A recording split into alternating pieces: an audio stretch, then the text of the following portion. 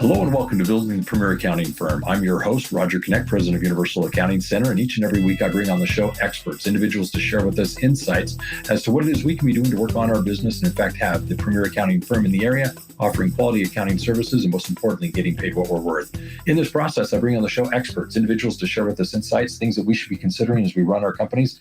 And this is going to be a great conversation. I've been looking forward to this with Greg DeVore. He happens to be someone that is an expert as it relates to staff and disseminating the information we need to be considering as we run our businesses.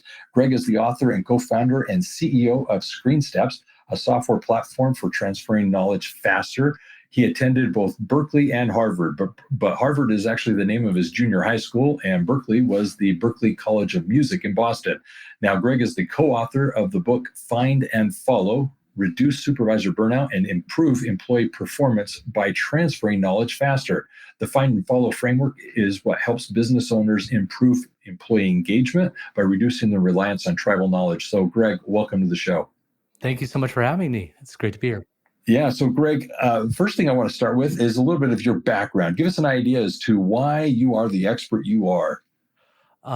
Lots of persistence. So I don't have like this educational background that would say, hey, you're going to be a knowledge transfer expert.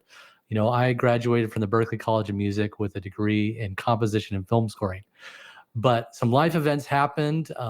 My first son was born actually while we were on vacation in Salt Lake City, Utah. We were living in Boston, and he was born very premature. And so had some medical complications around that, which eventually led to me having to transition out of my music career because I couldn't get health insurance for him to starting a business. And that was the only reason I became an entrepreneur was to get health insurance for my son. But it started me down a path with my brother who co-founded it with me and led us to this point where we're in this business and helping people transfer knowledge faster. Now, clearly, when someone is looking to start their business, I can't imagine something like this is the most obvious. Some look at franchising, some look at established industries. What is finding, information discernment or information transfer? How does that come out as, oh, that's the business I'm going to go do? Well, it was all by accident. So right at this time, my brother was at a conference, a medical conference, and GE came to him and said, hey, we're struggling we have this new technology, 3D, 4D ultrasound at the time, and people don't understand it. And he had done some e-learning stuff in the past, and they said, well, could you help us with this? And so he came back to me. He knew I was having to transition. He said, do you want to do this together? So we really dug into the problem and tried to understand what was the root cause of it and did some work there that decreased their training development time, which was 6 months, and the product had a 1-year life cycle. So you can see the problems there. We reduced it from 6 months down to 2 weeks. And eventually built some technology and productized that, which led to the product we have today. And it was all about how can we, if I were really to sum it up, you go into these medical offices and they'd have this $200,000 ultrasound machine that had sticky notes all over it. And it was because they didn't remember how to use it. And we're like, okay, we don't need better training. We just need a better sticky note. And that started us down the path of building tools, but also trying to really understand what the core issue of knowledge transfer was. Interesting. Now, before we get into the knowledge transfer and your business, and this, I'm very excited for this, I have to ask, normally when individuals are having struggles, especially as it relates to health, whether their own or family member, generally speaking, the default answer is I'm going to go work for a larger corporation that has established health benefits that I can tap into their healthcare program. You went the self-employment route. And generally speaking, most individuals when starting a business forego benefits like 401k, health insurance, dental insurance, eye care, those types of things get put back on the burner. And even as the business grows, as a small business, typically you don't have those types of things included within the benefits package. You said that this was the catalyst to want to do that. I'm just kind of curious. Tell me how that came about. Well, a couple of reasons. First, with a music degree, there's not a lot of big corporations that I was initially, really queued up that I would be an ideal candidate for that. That wasn't the world that I had. There weren't, PwC wasn't recruiting out of the Berklee College of Music there. But also what was happening is at the time, this is different now, but at the time, if you were a single employee, if you were self-employed, they could deny you health insurance. But if you had 2 employees, They couldn't deny you health insurance. They could charge whatever they wanted. So that was the solution, was to start a business with my brother. We had 2 employees, the 2 of us, and they charged us an arm and a leg for health insurance, but I had it for my son, and that was, the key thing then. Yeah, yeah. Okay, good. No, thank you for answering that, because that's something that I have had as a conversation as it relates to people wanting benefits. And I wasn't aware of the 2-employee rule that you were expressing. So thank you for that. All right. So the next thing happens to be this whole transfer of information that I want to dive into with you. And I want to begin with your term that you use, which is tribal knowledge. First of all, let's start with what is tribal knowledge? Because obviously that's what we're trying to ultimately disseminate and talk about.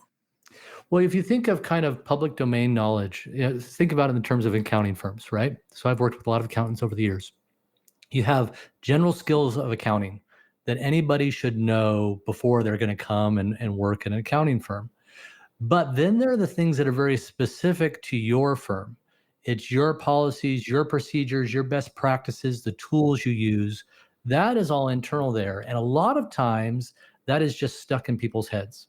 So if you hire someone, a very common training practice is to just have them shadow me all day, watch what I do and try to absorb that. That's a tribal knowledge way of working, because we don't really have anything that somebody could turn to besides a more experienced employee to know what to do. And so if you to really see in your business, okay, are we relying on tribal knowledge? Well, if somebody doesn't know how to do something, what do they do? Do they call up their boss? Do they reach out to a coworker? If that's their first reaction, then that's a tribal knowledge business. Interesting. A lot of what you're describing resonates to me as culture. It's just culturally how we do things around here. Sometimes it's unspoken, sometimes it's unwritten. It's just basically, here's how people intuitively know this is how we work. This is the vibe that we have for the office. And what you're referring to, I think in my mind kind of falls into that. But what are some of the symptoms that businesses run into as they're trying to work within this tribal knowledge?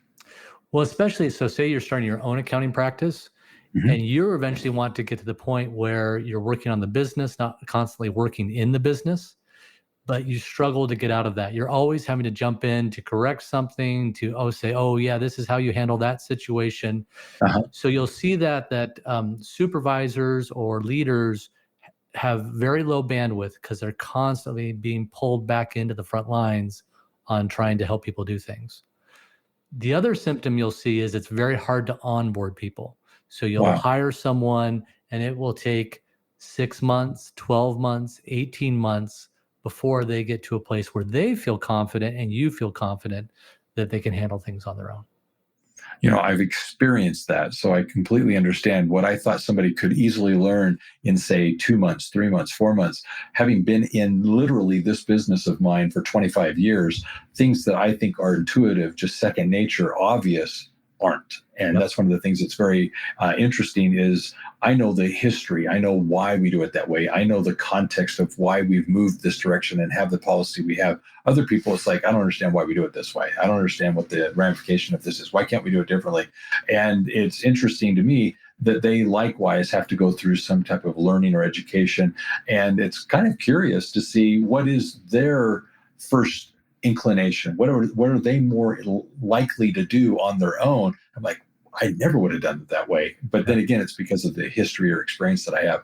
All right. So what's the impact of these types of symptoms? I mean, you clearly spoke of somebody taking longer to train or getting stuck or drugged back into the day-to-day operations. But what are the symptoms or the impact of them, I mean? Yeah, they can fall on either side. So either you play the hero and you're constantly working long hours so that you ensure high levels of service and deliverability, or you don't, and the service you deliver fails. So I have, we left a bookkeeping firm because every time they transferred us to a new bookkeeper, it was like we were starting from scratch.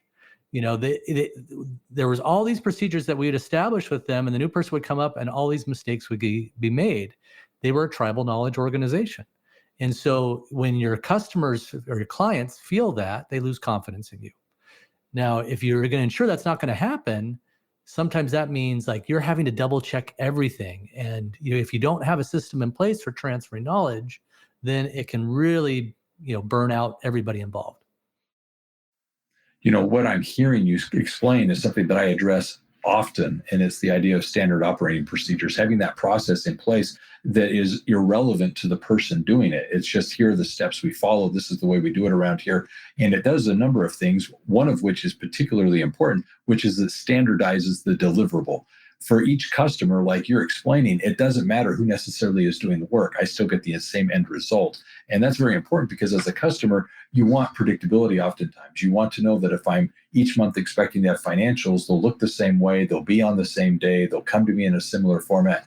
Those things are consistent, and you're not having to reassess, okay, what do I have here? What's going on? So I like what you're explaining. So that brings me to training. Obviously, in a firm, you're trying to train these processes and procedures. You're trying to have someone adopt and implement what it is to be best practices, but you've got some thoughts as to why it doesn't work. Now, before you answer, we're an accounting school, and as an accounting school, we do training. That's what we do, is educate and train and certify individuals. So I've got some thoughts as it relates to why it doesn't work and some best practices. What are yours, however? Yeah, and I want to be clear about the type of training I'm talking about. I'm talking about the detailed, when we talk about an SOP, there you can have an SOP that's high level. I'm talking about the on-the-ground work, exactly how we do this. So what will typically happen is, if I go in, you might have some documentation around your SOPs, but then there's lots of either detail that might be left out there, or things that I just kind of have to pick up and somebody tells me. And what we're expecting someone to do is memorize everything we tell them. And they come into this role, they may be working with different clients. There may be tasks that they only perform once a month, or, so they don't get muscle memory in it. It's too much for them realistically to memorize and to retain. So what we do is we say, we're going to build a system that's going to assume that they're going to forget everything we teach them and ensure that they're successful. We work backwards from what do they need to be able to do, and how would they do it if they couldn't ask anyone for help, and build a training system and a performance system around that. And the result is much less stress, much lower training time, much better ability to adapt to change, and obviously better deliverables for the customer. I'm loving this. Yeah, I think one of the failings that we all have, and it's human nature, is just to presume that people are going to kind of get the nuances of why we do things the way we do them. There's a lot of assumptions that are made, and too often those are the critical things that ensure that people understand what it is they're doing and why. The other thing that I liked about what you're explaining is we're trying to do this so that it becomes easier for them. Just having that clarity of what's really expected and how to do it makes it easier. And then one of the things that I also noted was the fact that you're talking about sometimes tasks are not that repetitive, in the sense that they're very infrequent, and it's very easy to forget something that you were taught a month ago. So how do you make it so that it's remembered and retained? So lots of good little things here. So how can my listeners transfer this information that they have, that they would like to see their employees do, faster? The first thing is to reframe the way they're looking at the problem. Don't think, how am I going to teach this to them? Think, how am I going to empower them to do this even if they forget? And the very first step in that is to do an analysis of what we call the activities they have to perform. That's the questions they have to answer, the problems they have to solve, the tasks they have to perform. And a lot of times when we build training, we start with, well, what do they need to know? Don't think of it that way. Think, what do they need to do? So what do they do on a daily, weekly, quarterly, monthly, annual basis? What are the different triggers that cause that? Like, is there a certain time of year that this thing happens, or when a new client onboards? And you get a detailed list of every task they need to perform. You then just work backwards from that. Okay, so if they have to perform all these tasks, where would they go to know how to do this? And we can talk a little bit about how you create those things, but that's the most important thing. Is I've identified the tasks they need to perform, the activities, and I've identified where they would go if they don't know how to do this. If I do that, I'm really 80% of the way there. Ooh, I'm loving this a lot. Why? Because one of the things that we focus on when we're doing our training is we begin similarly by saying, okay, what are the KPIs, key performance indicators? What's that key metric that says they've done their job? And so it's basically saying, like you said, what are those things that they must get done? And so as you go down and you identify these are the things that are part of their job description, it becomes very obvious this is what's expected of this individual. This is what we're looking for. And the standards associated with it say to this level, we expect the work to be done. It's done in this timeline, meeting this deadline, it's done to this quality. And once those key metrics are identified, many of which are quantifiable, they're obvious, yes or no, you did or didn't do it. What we're able to then do is, like you're describing, backwards engineer what is necessary for that individual to do it. And for us, we focus on three things: tools, training, and temperament. We focus on, do they have the tools to do the job? Do they have the training to use those tools and do the work efficiently and productively?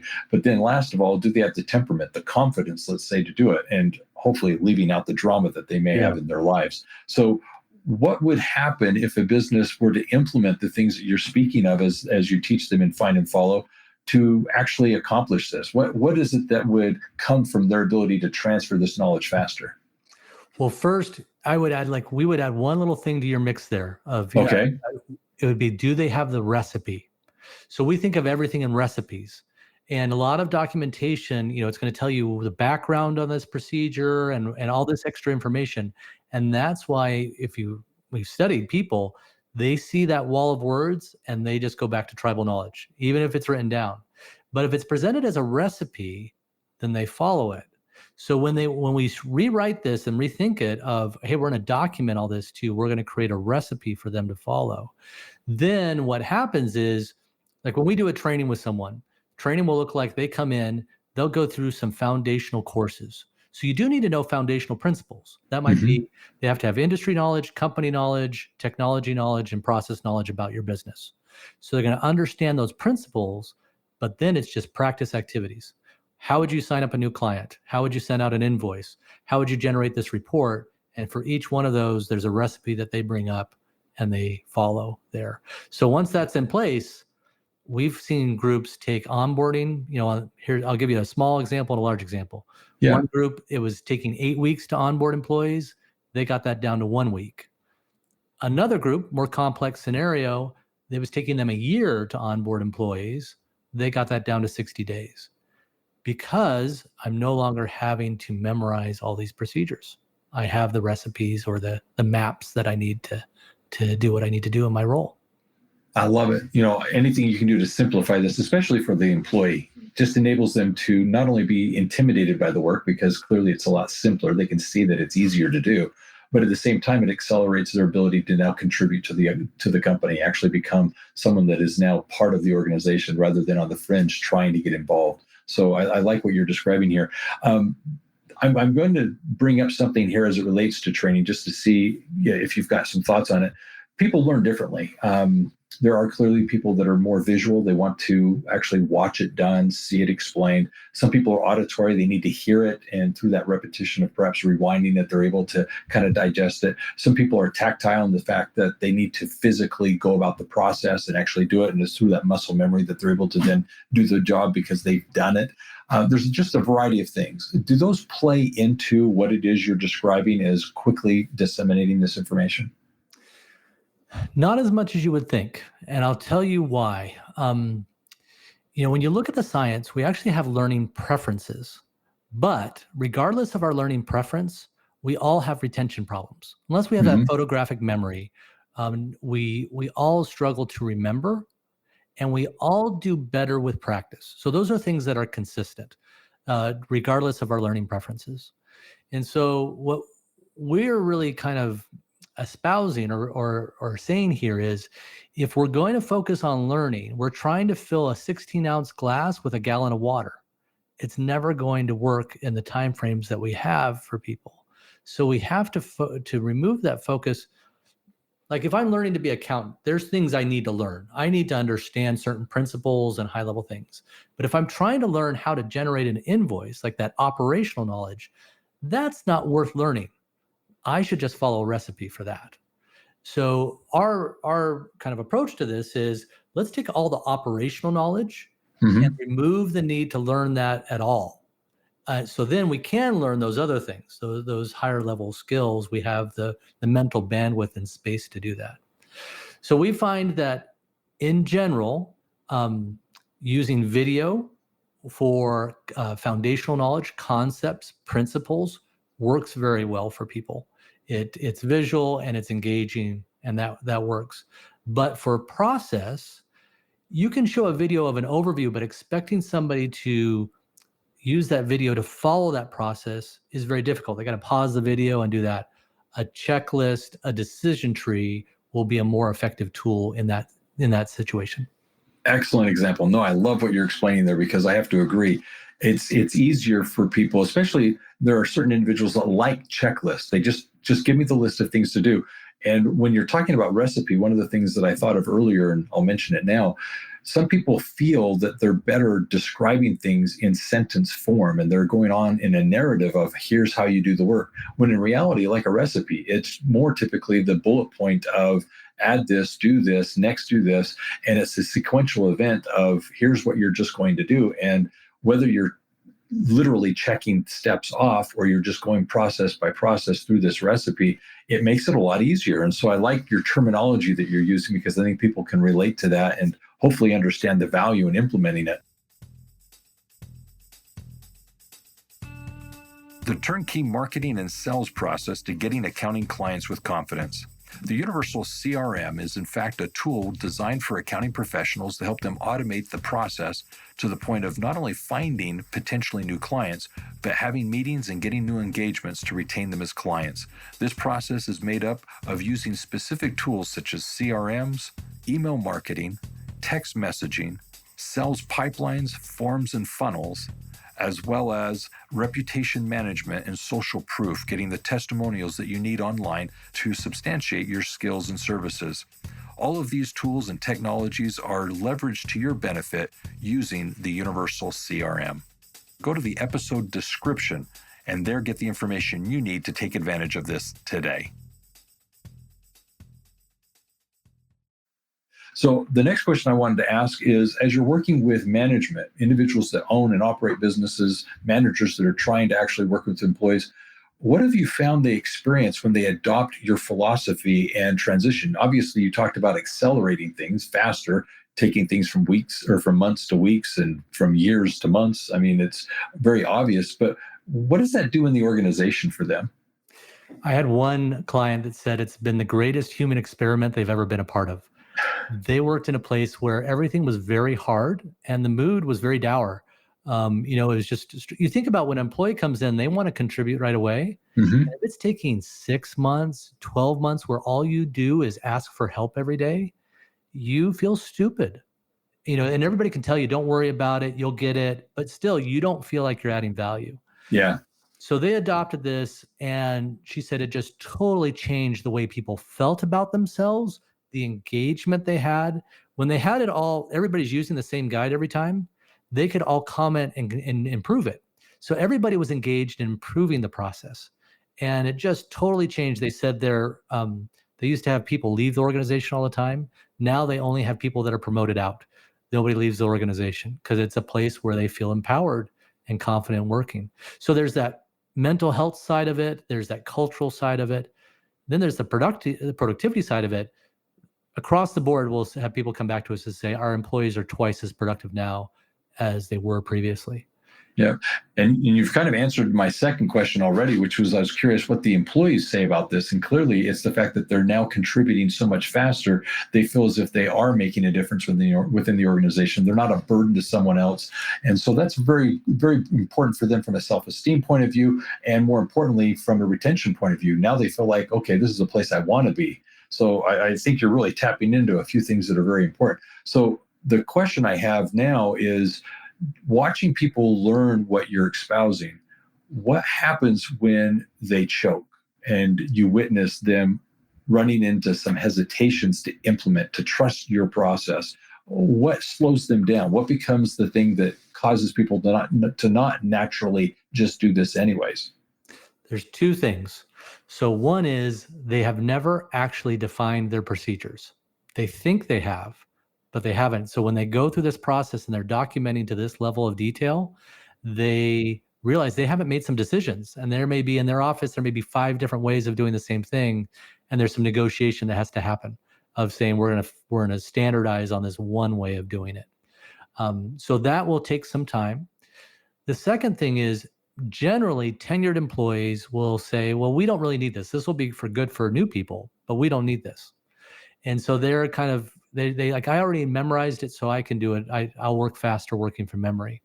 What's interesting is every single time we do this, the new hires will come out of training and they'll be twice as productive as the tenured employees. Fewer mistakes, and they'll complete tasks in half the time. And then the tenured employees get on board and they see the proof. Oh, I will work faster working from a checklist or a decision tree than just trying to do it from my head. Oh, I love this. I can honestly tell you this is resonating because we have a training program that we're currently developing. It's something we've had for over a decade, and we're trying to reinvent it and streamline it is in essence what we're doing. So we're in the middle of this process. And for me, it's very, very clear. But for my management team, it's something they're struggling with immensely. So I can definitely tell you this is something I'm going to bring to their attention because it may very well simplify everything that they're currently doing. But the thing that I want to really emphasize is the fact that, yes, I've got past employees, current employees. Let's just stick with the current employees that I'd love eventually to have them go through the training, because I would like to know what they thought they knew that they didn't, and what they were told before but clearly forgot because of memory. There's just a lot to learn, and we don't have the systems in place as you're suggesting. And so all of a sudden, I believe what happens is they think they know what they're doing, and yet they're overwhelmed. Just had a conversation with one of my employees just yesterday. The very thing I thought that was obvious that they were doing, not only weren't they doing it, it was foreign to them that I was even suggesting that they in fact do it. And I was like, I thought this was common knowledge. So it's just case in point to what you're trying to communicate here. So this is really resonating. All right. So the next question I have is, as it relates to you running your business, you started this as a way of taking care of your son, something that was kind of a catalyst to your getting in here. How has being an entrepreneur, running your business, growing your company as you have, how has that actually benefited your family and the health situation? Well, early on, one of the biggest benefits is I had a lot of flexibility. So, I have 4 children, and turns out the reason my first son was born premature was going to happen to all the rest. And so my wife has spent about a year on bed rest in her life, across 4 different pregnancies. And Wow. so it gave me flexibility there. And I was working from home long before it was cool. I've been doing this for a long time. I loved the fact that I see my kids go off to school. I'm here when they get home. I can be there for important things during the day. So there's that family side of it that was really beneficial. Second, I think, just personally, it's caused me and forced me, I've had to change my role every 18 months for the past, 20 years. There's something new I've got to learn to do. Yeah. And I love that. I love the constantly learning. Obviously, there's points of frustration and panic and all those things when you're an entrepreneur, but it is great to be discovering, learning, and building. Perfect. I like that. As entrepreneurs, I think we do see that in ourselves. We are about every 18 months changing and evolving. And as the company grows, we grow, and vice versa. As we grow, the company grows. So I think that's just something that's very important to realize. But then the flexibilities that you mentioned, so many as entrepreneurs strive for, hope for that flexibility, and for you to be able to experience it and at the same time take care of your family is wonderful. As it relates to your book, one of the things I always like to ask authors is why a book? Clearly, there's a lot of things we're doing in business. We're busy. We're implementing strategies as it relates to the clients we're servicing. We've got this process that we love and we take to market. But why write a book? Well, the reason is we had basically a knowledge-based product for many years. And we'd have some people that would use it and just have amazing results. And some people would build all this stuff and nobody ever used it. And we're like, if we're going to really differentiate in the market, we need to build that recipe that guarantees you're going to get fantastic results every single time. So one of my brothers who works with me, I said, you're going to go to the client sites. You're going to find out the successful ones. What are they doing? And he'd work with them. We'd come back and we'd come up with a hypothesis of why that worked. And we'd apply it to another client, and parts of it would work and parts of it wouldn't. And we kept going back and back until we got this recipe that every single time we applied it, it worked. And we had enough case studies then at that point that we said, we can write a book around this. We can outline a recipe. We have the proof to back it up. And this will be a way to really communicate a different way of working and a different way of training. So that was really the impetus behind the book. I love it. One of the things that I find that's very important is we're all in a position of wanting to take what we know, things that we like, things that we're good at, and disseminate it to others, whether it's in a mentor capacity, whether it's an employer having an employee do it. There's just a variety of things that over life, with the experiences we have, we want to impart.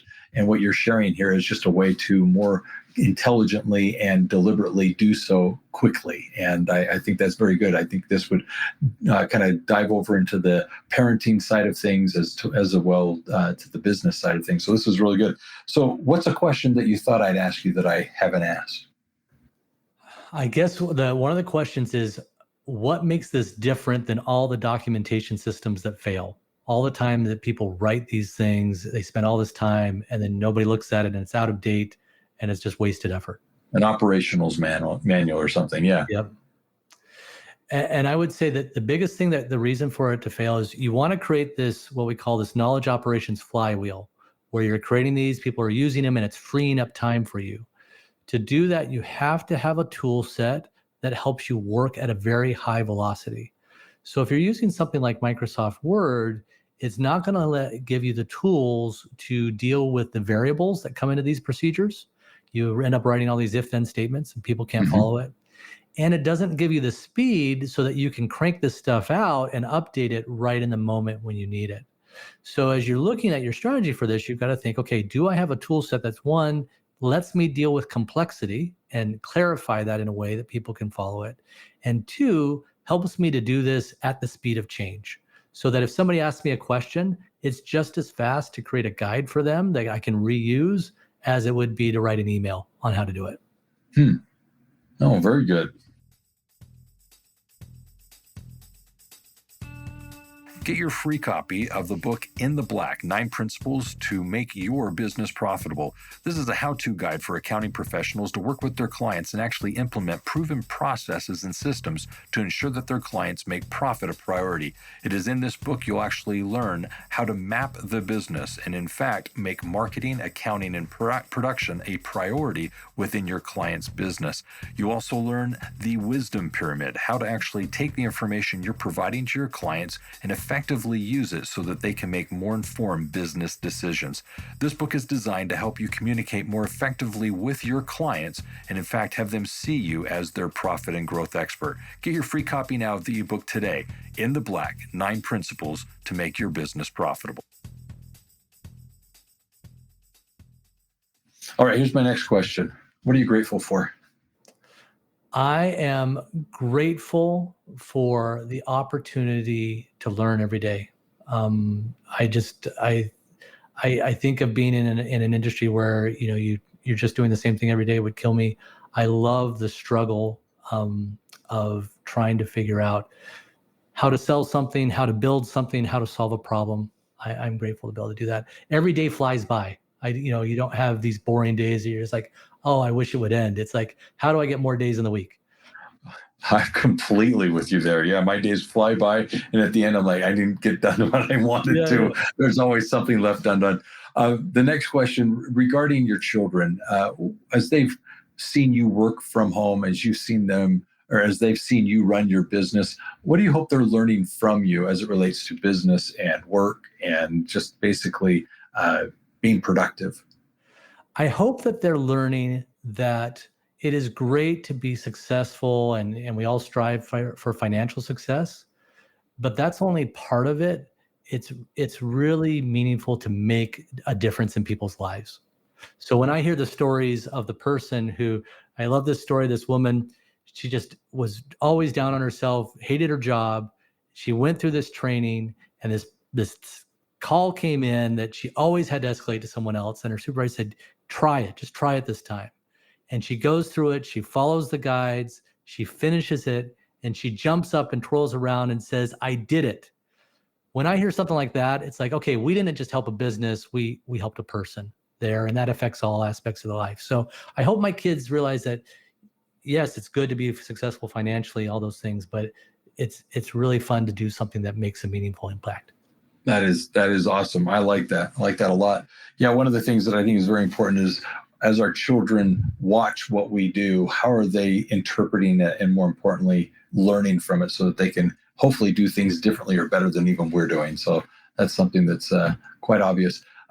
What I'm going to do now is I'm going to wrap this up. And as I do so, I'd like to actually point a few things out to my listeners. The first of which is Greg has provided for us in the episode description something that you want to take advantage of, which is to find out more about his book, Find and Follow. I would encourage you to go to the episode description so that you can find this information as it relates to training and training faster, disseminating information within your firm as it relates to workflows and such in a way that can be not only done efficiently, but more importantly, productively and fast. So with that being the case, go to the episode description, get the information you need there. In addition to that, what I'm going to invite you to do is actually go and check out what is called the STAR training. STAR happens to be creating a culture of accountability, and it's where we speak of how you can actually implement within your firm things that are related to workflow and actually get done what needs to be done. And then the other would be a book called In the Black, 9 Principles to Make Your Business Profitable. It's the 9 things that you need to implement in your business to ensure that you're actually working on what matters to be profitable. So those things, go to the episode description, find that information now, and you'll definitely want to take advantage of that. But as it relates to this as a summary, I'd like to just point out that obviously Greg had that catalyst that I think many of us can relate to. It's perhaps not that lifelong thing that we wanted to do. It's perhaps not that thing that we saw ourselves doing, but oftentimes we find ourselves in a position where we're starting our businesses, offering services, and in our world, it's related to accounting. And what we're trying to do is basically build these organizations. And whether you're a solopreneur or an office of many accounting professionals, maybe multiple offices, building a very large firm, either way, you're in a position where when you reflect and look back, it's interesting to see what that catalyst was that caused you to basically start the business. And Greg went through that himself. He had that moment in his life when he realized he had to do something differently than he had intended. The other thing that really stood out to me is the fact that with his brother, he was able to start this and recognize there's clearly a need, one for that of training that can be done more efficiently and profitably. And he identified this recipe approach, this idea of basically taking the information and putting it in a way that can be accelerated, that can be followed, that can be trusted, and at the end of the day, do so in a way that the employee is more quickly able to contribute in the organization. And I think that's something that's very, very important. The other thing that I'd like to point out is obviously with his family, basically giving our children a chance to see that through the work that we do, that we're productive and efficient, but at the end of the day, we're making a difference in people's lives. We're helping those around us and making a difference in really a positive way as it relates to the things that they're trying to accomplish, especially when they're paying us for that service. So really good takeaways from our conversation. Lots of good things that I think we need to consider as we're developing our training programs, things as they relate to our standard operating procedures, things that we can do to ensure that we're actually being a little bit more intentional and deliberate in the training that we're providing our employees. So that being said, excellent conversation today. Greg, do you have a final thought? I think the thing I would share is if you remove that erroneous belief that if we memorize things, we'll perform better. That if we can remove that need to memorize, we actually perform better in our lives. Perfect. Excellent final thought. And I appreciate you for that. Greg, here's what I'm going to do. I'm going to end the show. And for my listeners, those of you who have not already now subscribed to the podcast, I want to invite you to do so. Go to that platform which you prefer, and there, subscribe, do whatever's necessary to get notified as to each and every week when we release these episodes, so you can literally focus on those things that matter most to build the premier accounting firm in your area. The other thing I want to invite you to do is go to universalaccounting.com. There on the website, you can find in the navigation a podcast section, one in which we've actually prepared and put together highlight lists, playlists that you can go binge listen to as it relates to various things that you may be dealing with today, whether it be marketing, selling, pricing, perhaps it's dealing with onboarding, tech stacks, staff training, mental health, just a variety of things that we have found to be very relevant to your current situation. And we've put together binge lists that you can literally go and play and get the information you're needing to build the premier accounting firm in your area. So again, go to universalaccounting.com, and there in the navigation, find the podcast section with the highlights and go and listen. Now, as it relates to your business, I want to invite you also to GrowCon. GrowCon is an annual conference that we have for owners of bookkeeping, accounting, tax businesses. Here it's where you can come and meet the staff of Universal Accounting, those individuals that are committed to helping you be in business for yourself, but not by yourself with Universal. But more importantly, meet your peers. Find those individuals with whom you can collaborate, make relationships, build friendships, but also at the same time, perhaps find ways in which you can better service your client. But ultimately, it's there that you can also hear from the experts, those individuals that are committed to your success, hearing from the stage, those things that are needed to be worked on today as it relates to your business. These are things that you need to know, and I invite you to join us. Register now if you haven't already registered, and join us in May for GrowCon. This is a conference you do not want to miss. It's specifically for owners of bookkeeping, accounting, and tax businesses. Also, what I want to point out is if you'd like more information about this topic and others that we actually have, feel free to reach out to us directly at Universal Accounting. You can give us a phone call at universalaccountingschool.com or call us, obviously, at 801-265-3777. So with all that being said, I appreciate you listening. Have a beautiful day out there. And always remember this, accounting success is universal. Take care and be safe.